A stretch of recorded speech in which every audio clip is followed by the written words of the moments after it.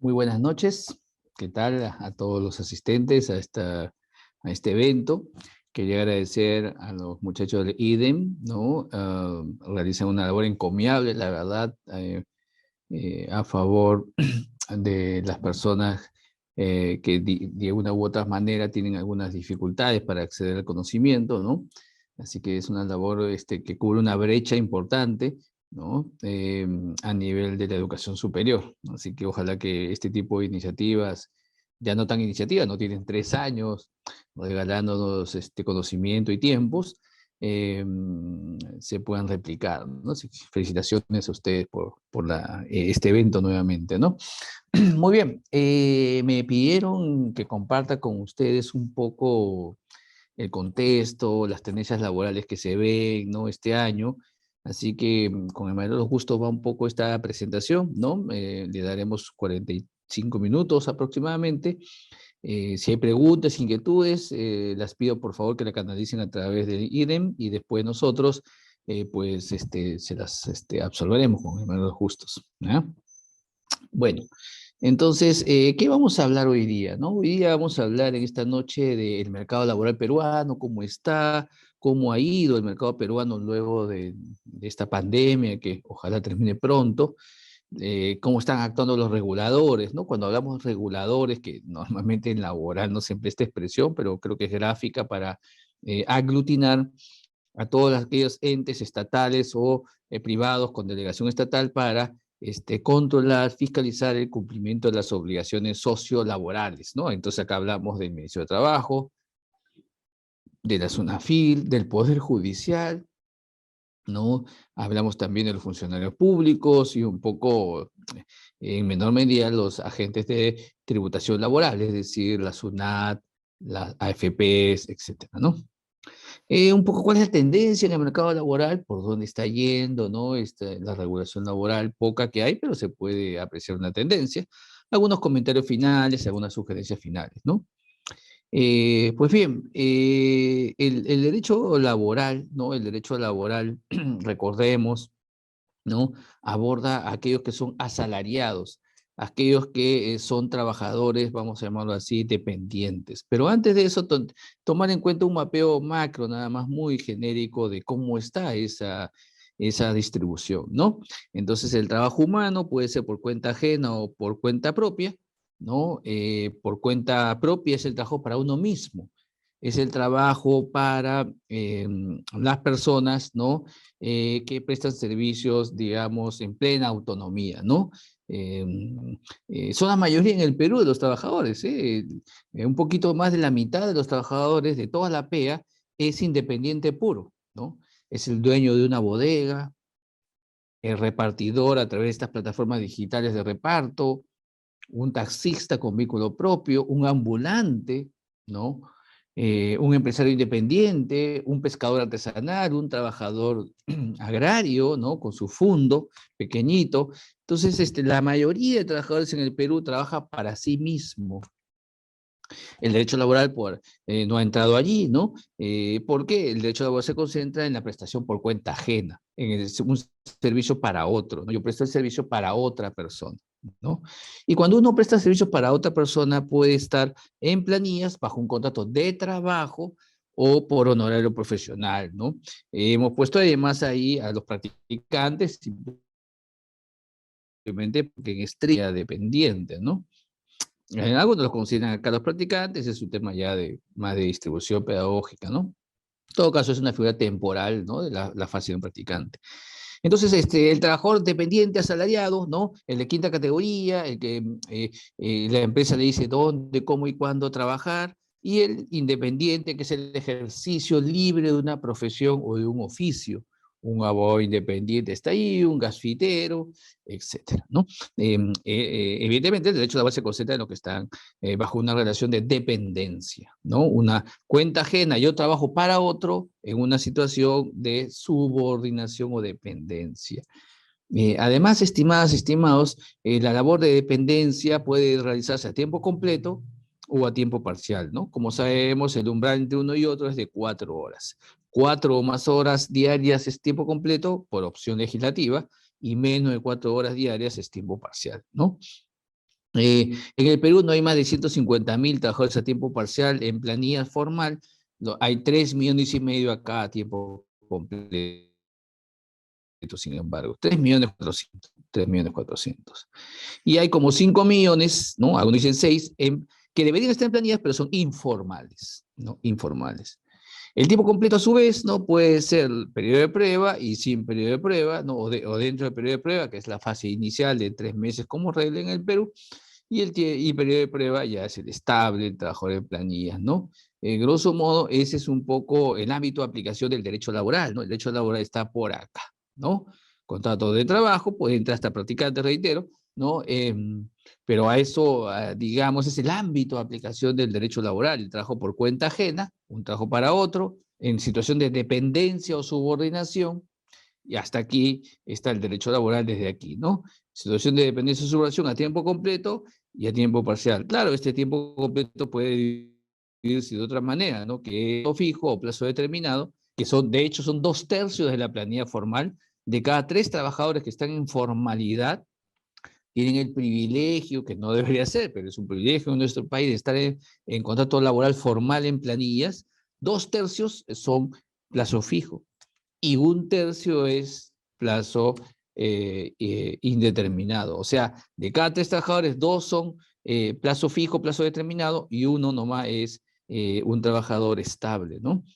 Entonces, en nuestro Perú está la paradoja de que el contrato atípico de trabajo, el contrato excepcional, es típico, ¿no? Se supone que un contrato a plazo fijo es atípico, pero en la práctica es típico, ¿no? Porque es lo común.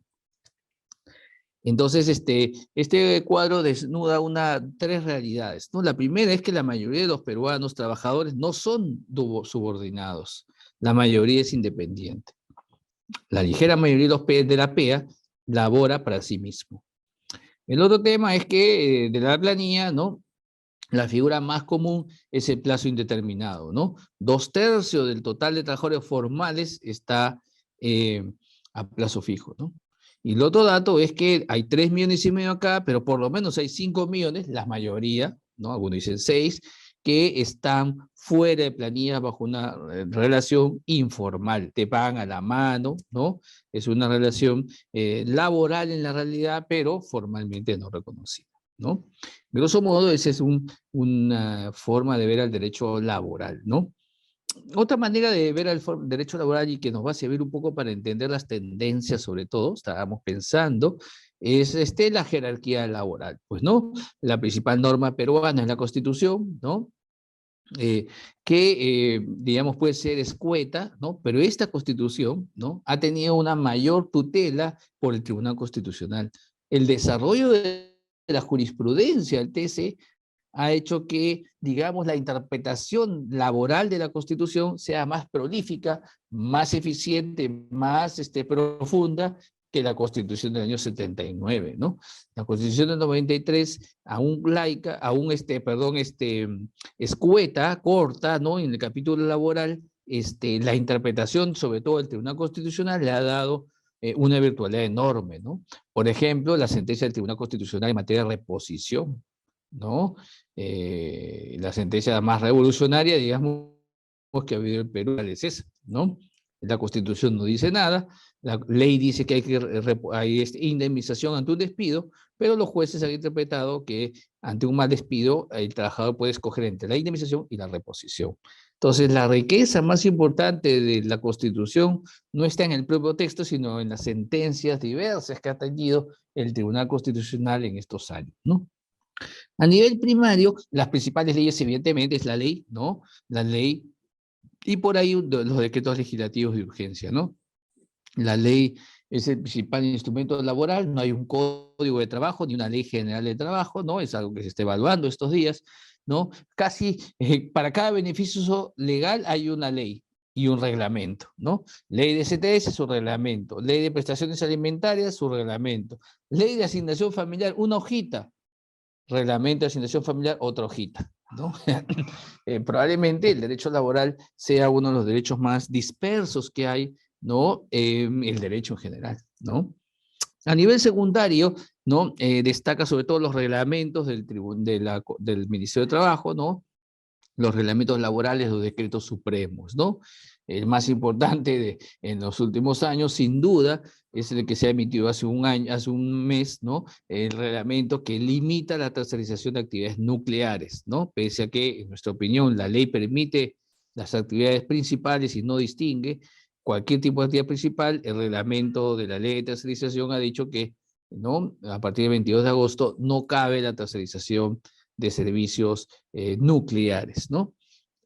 Esta es una norma que se está cuestionando, ¿no? Ya hay varias acciones de amparo que conocemos que se han presentado contra esta norma y también acciones populares, ¿no? Para intentar derogar y anular, ¿no? Este reglamento, ¿no? Este, acciones populares que ya han sido presentadas, también tenemos conocimiento de 2 o 3 acciones populares, ¿no? Más acciones de amparo que sí es la regla para cuestionar este reglamento que limita la tercerización de actividades nucleares, ¿no? Desde un punto de vista de las empresas, es como que esta norma está limitando la libertad de contratación, la libertad de trabajo, la libertad de empresa, ¿no? Más que nada, cuando impide contratar terceros actividades nucleares, ¿no? En fin. Y la fuente de nivel terciario, que en el Perú no son tan intensas, no hay una costumbre, hay poca afiliación sindical por otro lado, las empresas no suelen establecer políticas escritas, así que la verdad que hay poco, ¿no? El convenio colectivo no, la tasa sindical no, no llega ni al 5% de la PEA, ¿no? La tasa sindical, ¿no? Entonces los convenios colectivos son bajos, la mayor regulación probablemente esté en los reglamentos internos, las políticas, las directivas, es lo que más hay hoy día en las relaciones laborales, ¿no? Política obligatorias como la política salarial, el reglamento interno de trabajo, el reglamento de seguridad y salud, como directivas internas, ¿no? Directiva de bonos por puntualidad y asistencia, ¿no? Política de evaluación de desempeño, reglamento de uso de redes sociales, qué sé yo, ¿no? Entonces, reglamentos poco usados en el Perú también, ¿no? Pese a su enorme relevancia y flexibilidad que puede tener, ¿no? Un reglamento, así como lo daba la empresa, lo puede retirar. Finalmente, la costumbre, que es la fuente del derecho residual, ¿no? Ya hay jurisprudencia hoy día que señala que a la tercera vez, desde la tercera entrega consecutiva, no hay lo que se llama una costumbre, siempre cuando no hay otra fuente del derecho, ¿no? Recuerden que la costumbre es una fuente residual. Si no hay una prueba de dónde nace, cuál es el sustento de la canasta de Navidad, ¿no? Desde la tercera vez se puede invocar la existencia de una costumbre, ¿no? Salvo que haya una política, un contrato, un reglamento, etcétera, que señale pues que esto es flexible, qué sé yo. En fin, lo relevante es que en el Perú hay una jungla legislativa, ¿no? Se puede decir así, y en materia laboral esta jungla es más profusa, ¿no? Más diversa, por la cantidad de normas y reglamentos que hay, ¿no? Volviendo un poco al mercado de trabajo, solo para ir cerrando esta parte, ¿no? Inicial de un pinchazo de la realidad, podemos ver aquí que de los 33 millones de peruanos, ¿no? 25 millones es la población en edad de trabajar, ¿no? 7 millones, casi 8 es la no PET. No PET es 7 millones y medio, casi 8, perdón, mayores de 65 años de edad y menores de 18 años de edad. La PET es la población en edad de trabajar, que es entre 18 y 65 años. De la población en edad de trabajar, que son 25 millones, 18 millones es la PEA, que es el nombre que más seguramente ustedes conocen, y 7 millones es la no PEA, ¿no? ¿Quiénes son la PEA? Población económicamente activa.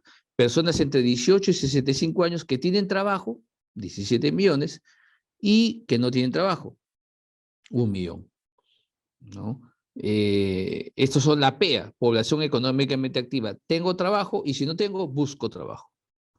La tasa de desempleo se ha duplicado a niveles prepandémicos prácticamente, ¿no? Prepandemia, hay más desempleo, el tiempo de reinsertarse es mayor, ¿no? Está un poco dura la calle, como se dice, ¿no? Y de los que tienen chamba, algo muy importante, la mitad de los peruanos, ¿no? Laboran en subempleo. ¿Qué quiere decir subempleo? Quiere decir que gana menos de la canasta familiar, ¿no? Vive en una familia de escasos recursos donde papá y mamá, digamos, no es suficiente para cubrir los gastos esenciales, ¿no? 8 millones de peruanos y medio tiene chamba, pero esa chamba no le da un empleo, un ingreso adecuado. ¿No? Entonces, prácticamente la PEA ocupada es la mitad de los peruanos, ¿no? Perdón, el 10%, el 50% de los peruanos sí, ¿no?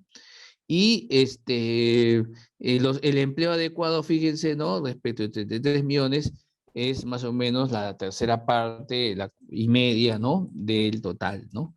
Y la otra parte, lamentablemente, tiene chamba, pero bajos ingresos, ¿no? Y bueno, aquí está la distribución de estos, ¿dónde estás? 17 millones, ¿no? 1.300.000 labora para el Estado, ¿no? De 1 y 10 trabajadores, 3 millones de trabajadores, de 11 a 200, a 100 trabajadores, 1 millón, otro millón para los que laboran, para los que tienen más de 100 trabajadores en la empresa, ¿no? Por ahí hay empleados no especificados que no han dicho dónde están, pero está por acá.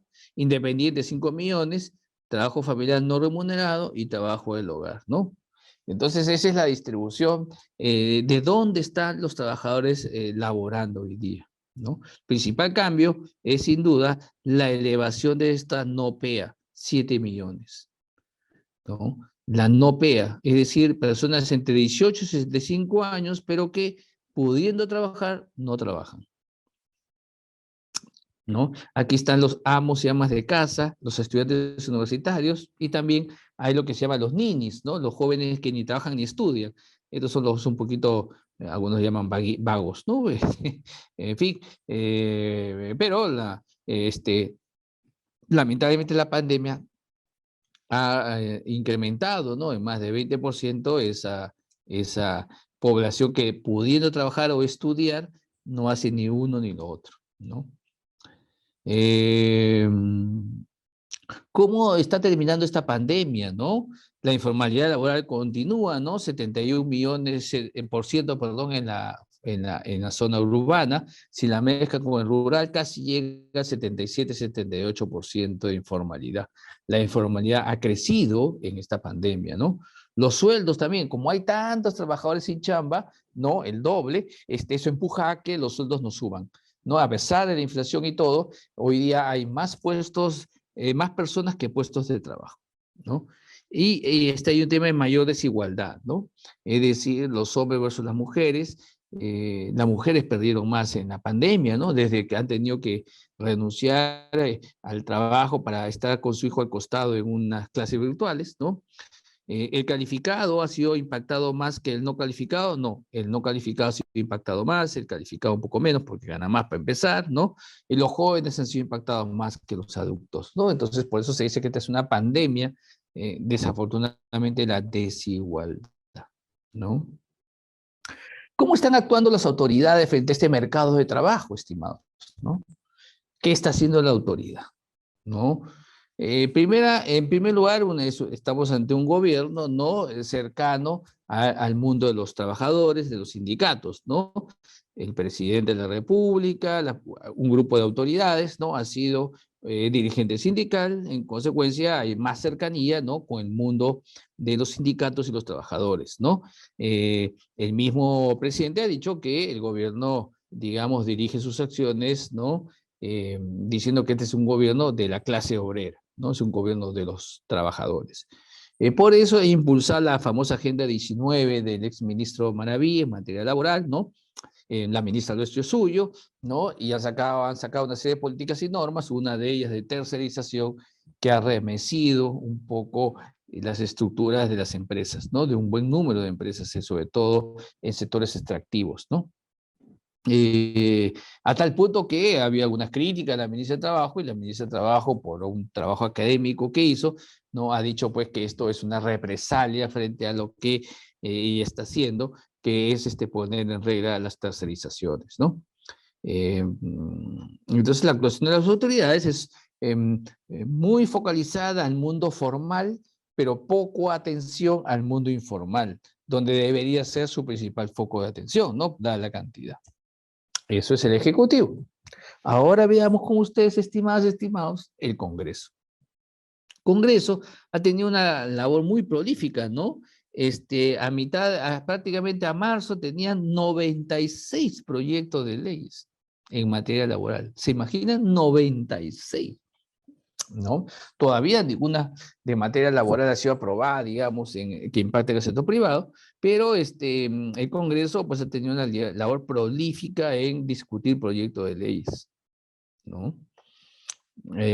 La presidenta del Congreso ha sido una dirigente sindical, ¿no? Y hay 2 o 3 personas ahí que en la Comisión de Trabajo que usualmente están del lado, digamos, de los intereses más empresariales, ¿no? Perdón, más sindicales, ¿no? Entonces, por ahí va, ¿no? Lo otro es que la tendencia y el contenido de la regulación de las materias laborales del Congreso se basan sobre todo en temas sindicales. Hay bastante regulación en materia sindical, ¿no? Tercerización, intermediación, también tiempo de trabajo, ¿no? Una norma que habla pues de que, perdón, el refrigerio es parte de la jornada de trabajo, ¿no? El refrigerio es parte de la jornada de trabajo y esto es un cambio radical, ¿no? Del Congreso.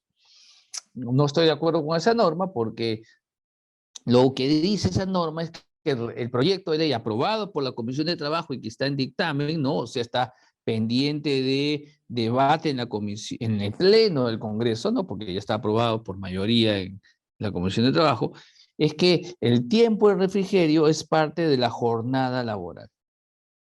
¿Qué quiere decir eso? Que los 45 minutos de refrigerio hoy día no son parte de la jornada laboral, de tal suerte que el trabajador tiene que estar 8 horas en la empresa y 45 de refrigerio por otro lado, ¿no? Sin embargo, este proyecto de ley dice pues que el refrigerio es parte de la jornada. Y al ser parte de la jornada, uno trabajaría 7 horas 15 minutos diarios y 45 minutos de refrigerio no serían parte de la jornada. Esto quiere decir que la jornada semanal bajaría de 48 horas a 43 horas y media, ¿no? Y si mi hora de refrigerio es 1 hora, bueno, 1 hora menos trabajarás entonces, porque el refrigerio es parte de la jornada. Entonces podrías trabajar, si hoy día trabajas 40 horas a la semana, con 1 hora de refrigerio, si sale esta norma, trabajarás 35 horas a la semana con 5 horas de refrigerio, ¿no? A mayor tiempo de refrigerio, menos trabajo hay. Eso no parece razonable, ¿no? En fin, esa es la tendencia del Congreso, ¿no? Los sindicatos y trabajadores están evidentemente cercanos al mundo de las empresas, de los sindicatos. Sin embargo, ¿no? Ha apoyado, de hecho, la reforma de tercerización, ¿no? Ha apoyado la CGTP en eso, ¿no? Pero a veces los sindicatos inclusive han tenido sus desavenencias, ¿no? Han tenido ahí su debate, digamos, con los propios sindicatos, el propio gobierno, ¿no? Por ejemplo, ¿no? La escuela sindical. El Ministerio de Trabajo ha fundado una escuela sindical para enseñar a los dirigentes, ¿no? Temas legales, estrategia negocial, etc. Y se opuso a la CGTP porque ellos consideran que las organizaciones sindicales son las únicas que pueden promover estos cursos, ¿no? Interesante ese rechazo. Por otro lado, también hubo pues un cuestionamiento del sindicato, ¿no? De Petroperú hacia un exfuncionario, ¿no? Entonces, digamos, el sindicato está del lado del gobierno, pero tampoco hace oídos sordos y de cuando en cuando cuestiona un poco al gobierno, ¿no? ¿Qué están haciendo las empresas ahora? ¿No? Bueno, las empresas están muy ocupadas en litigar contra la norma de tercerización, ¿no? La norma de tercerización prohíbe la tercerización de actividades nucleares, entonces una unidad minera no podría tercerizar la actividad de explotación de la unidad minera, ¿no? Entonces hay discusiones si una parte de la explotación no es nuclear o si todo, en fin, ¿no? Hay debate en varios sectores sobre la naturaleza jurídica, ¿no? De todo esto, ¿no? Pero ¿saben qué? Lo más importante es que las empresas están interponiendo amparos y juicios contra esta norma, ¿no? Esta norma que limita la tercerización de actividades nucleares. Probablemente sea la norma más cuestionada de parte del Estado, ¿no? De parte del sector privado. No sabemos qué va a pasar, pero sobre la base de la libertad de contratación, la afectación a la libertad de empresa, ¿no? Las empresas están, y gremios empresariales están cuestionando y interponiendo acción de amparo, proceso de barrera burocrática de Indecopi, ¿no? En fin, para cuestionar esta norma, ¿no? Este, vamos a ver qué pasa, ¿no? Al 22 de agosto, ¿no? Que es, vence esta norma, ¿qué va a pasar? ¿Qué sucederá? No sabemos, ¿no?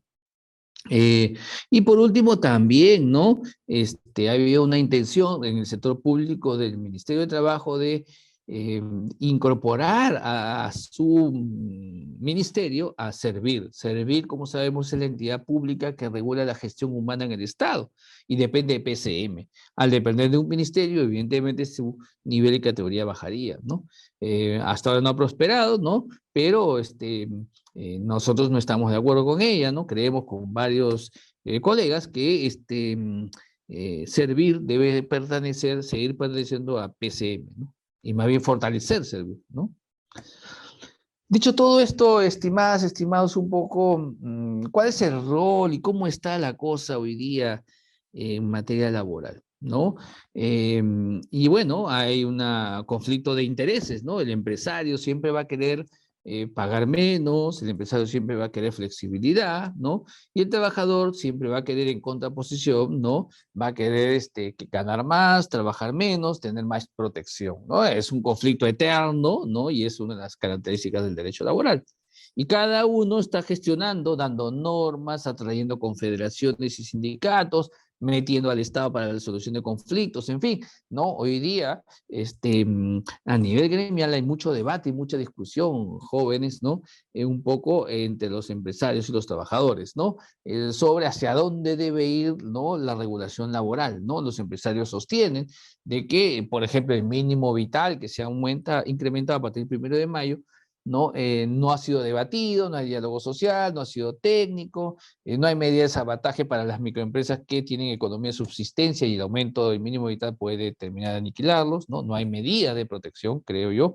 Y por otro lado, los trabajadores sienten que este aumento es, digamos, no es suficiente, ¿no? Luego de 4 años sin aumento, pues no resulta razonable, dicen los trabajadores, un incremento de este nivel, ¿no? Y más bien solicitan que haya un incremento mayor. En fin, es un conflicto de intereses de dos partes, ¿no? Y la norma laboral, lo que dicen los jueces, lo que dice SUNAFIL, etcétera, es el resultado de un análisis, obviamente, de quien resuelve, sobre la base de estas dos composiciones, de estos dos conflictos de intereses, ¿no? Eh, sobre esa base quería un poco, y para ir cerrando un poquito la presentación, comentar 4 o 5 temas, ¿no? Que suene o que pueden ser quizás relevantes para ustedes, ¿no? En primer lugar, ¿no? Cómo están los reguladores, ¿no? Frente a la contraposición natural, como hemos visto, de intereses, ¿no? Las empresas sostienen que el Perú todavía no se ha recuperado, las empresas sostienen que la pandemia, la crisis sanitaria ha impactado, que todavía recién se está recuperando, en consecuencia se oponen al mínimo vital ya emitido de 1.025 soles, ¿no? Los sindicatos, a su vez, más bien señalan que deben seguir apuntalando, la regulación todavía es tenue, que falta mucho por trabajar, que hay poca protección, ¿no? Entonces ahí los reguladores hoy día tienen que lidiar con esto, ¿no? Lidiar con esta, vamos a llamarlo así, ¿no? Disputa, ¿no? Entre los dos intereses. Lo cierto hoy día es que el Estado, pese a que el presidente ha dicho varias veces que el diálogo social, que es un gobierno del pueblo, pero con apertura, no se ha dado, ¿no? El aumento del mínimo vital, de hecho, es una reforma, ¿no? Una norma, digamos, fuera del diálogo social, a pesar de que la Constitución lo dice. La reforma de la ley de tercerización en el reglamento, que limita la tercerización de actividades nucleares, también se ha dado sin debate en el Consejo Nacional del Trabajo, pese a que estaba convocado, pese a que los temas habían sido puestos de agenda. Desafortunadamente el Ministerio de Trabajo ha emitido el mínimo vital y la norma que prohíbe las tercerizaciones de actividades nucleares, lo ha hecho, digamos, sin diálogo social, ¿no? ¿Y por dónde están yendo entonces las fiscalizaciones? Hoy día están más inclinadas probablemente al mundo de los trabajadores, ¿no? Hoy día las fiscalizaciones laborales, ¿no? La conducción de la política laboral está pegada o cercana más al mundo de los trabajadores, ¿no? Em, Ante un conflicto, ¿no? Está para ese nivel. Inclusive hoy día, con posiciones históricas que nunca la ha tenido el Ministerio de Trabajo. Cito un ejemplo nada más. La huelga, ¿no? ¿Cabe huelga cuando no existe una negociación colectiva o no hay un incumplimiento de una sentencia o una resolución definitiva? ¿No? Dice la ley que una huelga es legal, es válida cuando los trabajadores se van a huelga en un proceso de negociación colectiva, ¿no? Ya negocié con la empresa, me peleé, etcétera, ¿no? Y la empresa está dura. Entonces, ante esa intransigencia, rompo el trato directo o la conciliación y me voy a una huelga, ¿no? Huelga legal si se cumplen los requisitos, porque es una huelga en el marco de una negociación colectiva. Segunda opción, que la huelga se dé en el marco, ¿no?, de un incumplimiento de una sentencia, una resolución. Sale una sentencia definitiva que dice, páguese a los trabajadores 100 soles de reintegro, y la empresa no cumple, cabe una huelga. Dos supuestos de huelga. Históricamente, todas las demás huelgas han sido declaradas improcedentes, ¿no? Porque no se cumple el requisito. Sin embargo, desde esta gestión se sostiene que la huelga es legal aun cuando no se cumpla uno de los dos supuestos que están en la norma. Es decir, puede haber una huelga legal, cosa que ha habido y hay ahorita, por utilidades laborales. Una huelga porque hay pocas utilidades laborales. Eso en estricto no es una huelga legal en la regulación peruana, pero las autoridades dicen hoy día que esas limitaciones a nivel legislativo no aplican. Entonces aquí lo que aplica es el derecho a la huelga que está en la Constitución. Se acabó.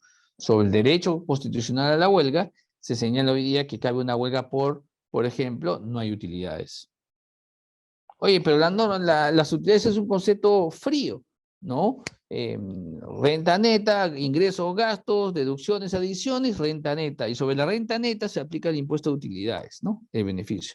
Y sobre lo que queda, cobra la SUNAT. Y sobre lo que queda, dividendo para accionistas. O sea, es una cadena tal que está asegurado, si una empresa tiene en sus cuentas, distribuir utilidades laborales, ¿no? Entonces esa distribución de utilidades tiene un proceso legal. Pero si no hay utilidades, bueno, no hay obligaciones para algo. Sin embargo, hay huelgas por utilidades bajas o no utilidades.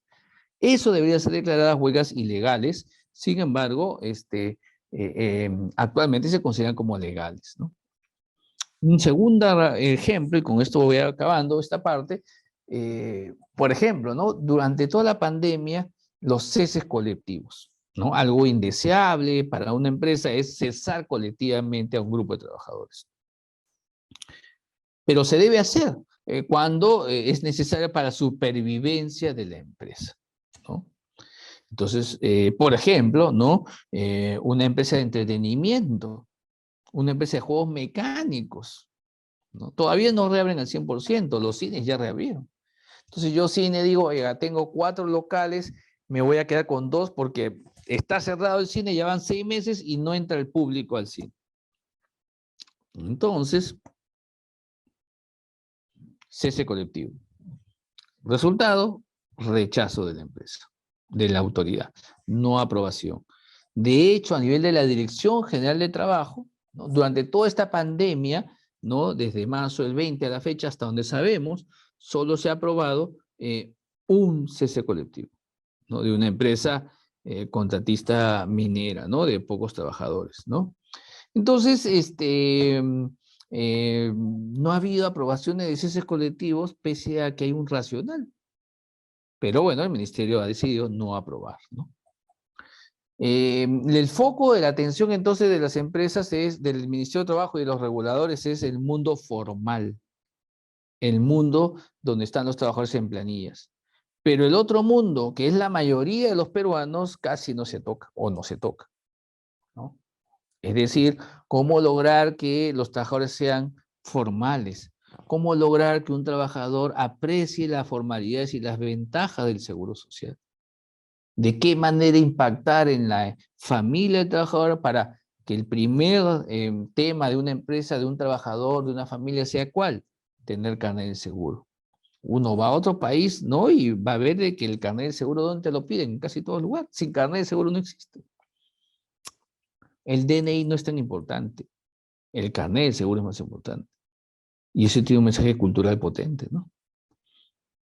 Más que el DNI que sirve para un voto, lo que importa es que el trabajador tenga su aseguramiento social, que cautela su vida y su salud, no solo de él, sino de su familia. Entonces, en fin, el foco de la atención en los reguladores está en el mundo formal, desafortunadamente, ¿no? Y lo que está pasando en el mercado, siguiendo esta lámina, es cómo el impacto, ¿no? De los cambios, ¿no? En las relaciones laborales, ¿no? Entonces, el impacto en las relaciones laborales en los sectores es muy alto, ¿no? Y a medida que pasa el tiempo se puede ir reduciendo, ¿no? Es cierto, ¿no? El impacto, ¿no? No. Más bien el impacto, conforme pasa el tiempo, va creciendo, ¿no? El tiempo hace que ¿no? La cosa se vaya incrementando en el camino, ¿no? El tiempo, a mayor tiempo, el impacto puede crecer, ¿no? En menor tiempo, evidentemente, el impacto va decreciendo. Entonces, nosotros consideramos que los conflictos se están acumulando, que los conflictos en las empresas, en las negociaciones colectivas, en su mayoría o ligera mayoría, están aumentando, ¿no? No debería ser, pero se aprecia en la realidad eso, ¿no? Se aprecia en la realidad que cada vez más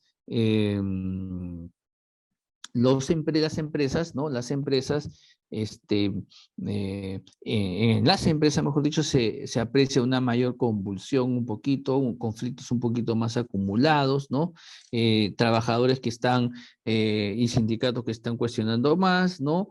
Desde la parte social, desde la parte económica, la inflación, los costos, etcétera, ¿no? Entonces, me temo que estos conflictos, ¿no? Con el tiempo se acrecentarán, ¿no? Se acrecentarán.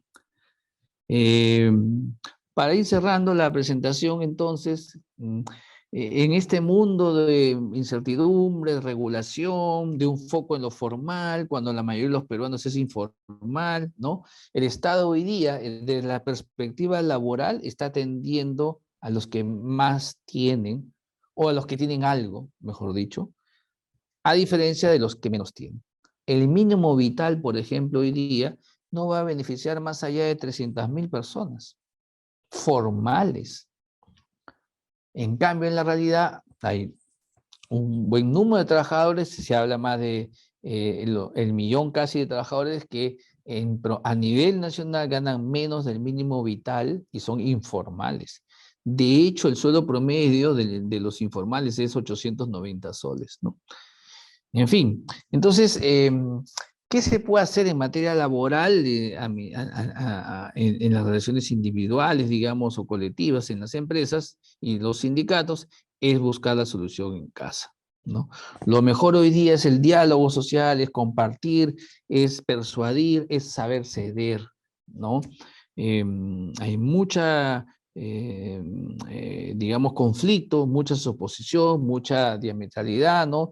Tu empleador grande es un abusivo, yo trabajador víctima, hay de todo, de los dos lados, y desafortunadamente el propio Estado no convoca a un Consejo Nacional del Trabajo. Desafortunadamente el Estado sigue emitiendo normas a espaldas del diálogo social. Probablemente con el diálogo social hubiera llegado al mismo camino, sí, pero el diálogo social legitima. El diálogo social genera efectos, ¿no? El diálogo social sirve para descargar conflictos, sirve para concentrar conflictos, ¿no? Pero bueno, estamos alejados de eso. En tanto ello no ocurra, ¿no? Los sindicatos, las empresas deben tratar de solucionar las cosas en casa y sin protestas, ¿no? Hoy más que nunca, la protesta legítima que pueda haber, ¿no es cierto? Tiene que darse si es que hay un racional, ¿no? Si es que hay una causa, ¿no? Una huelga por utilidades que simplemente se da por los precios bajos de los metales o un factor externo, no debería ser justificado, ¿no? Una huelga para una empresa que abusa y que incumple, sí debería evidentemente ser justificada. En cualquier escenario, los conflictos, los mejores conflictos, todos los conflictos, mejor dicho, deben tratarse de solucionarse en casa y sin protestas, ¿no? Mediante un diálogo, mediante una capacidad enorme de desprendimiento de las dos partes. ¿Y hacia dónde debe apuntar la regulación de este país, ¿no? A nivel macro y un poquito de las empresas? La primera es con protección social. La prioridad de este gobierno, del ministro de Trabajo, en fin, debería ser cómo generar mayor protección social. El Perú ha tenido uno de los índices mayores de letalidad de este virus por falta de protección social. ¿Por qué hay pocas camas UCI? ¿Por qué hay poca atención? ¿Por qué hay poco oxígeno? Porque hay poca gente coberturada que paga una contribución social. Más que la CTS, más que el mínimo vital, lo prioritario, lo mínimo como ser humano es ¿qué es? Que yo tenga un seguro. Un seguro del Estado, un seguro subsidiado, pero un seguro. La prioridad de todos, de las empresas, de los sindicatos y del Estado, debe ser cómo proteger, cómo acceder con mayor tutela social a este gran sector de informales, ¿no? Que no tienen seguro y que donde no llega el mínimo vital. Necesitamos líderes que inspiren confianza, ¿no?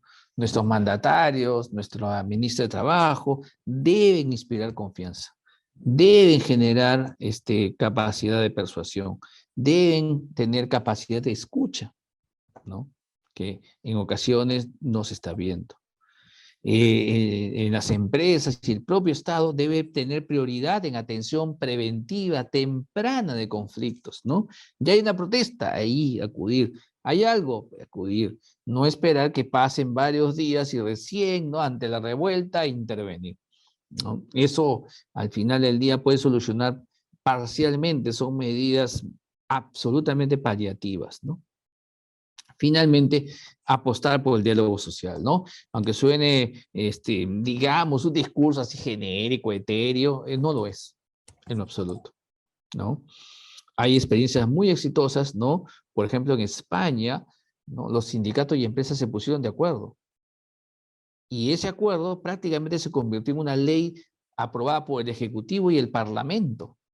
O sea, las dos partes, ¿no? Se juntaron y emitieron un proyecto de reforma laboral, ¿no?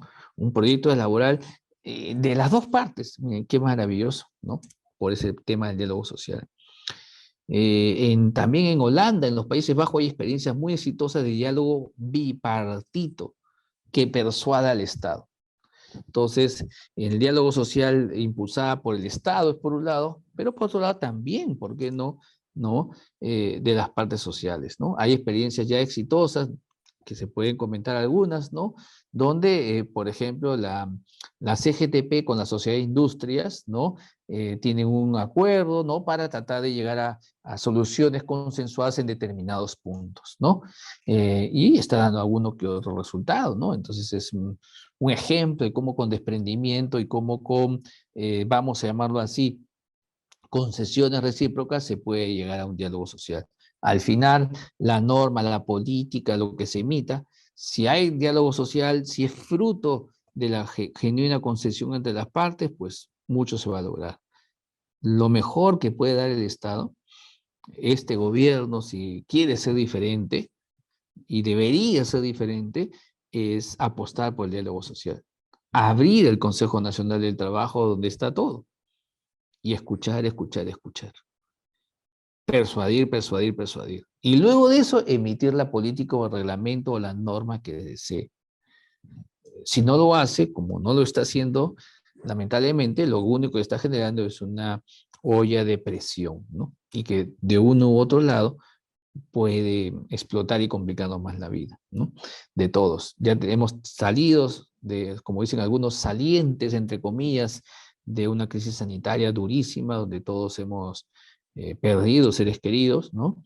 Estamos pasando por una crisis económica el año pasado, se está recuperando la economía, todavía no está saneada, ¿no? Eh, no tengamos otra crisis más, ¿no?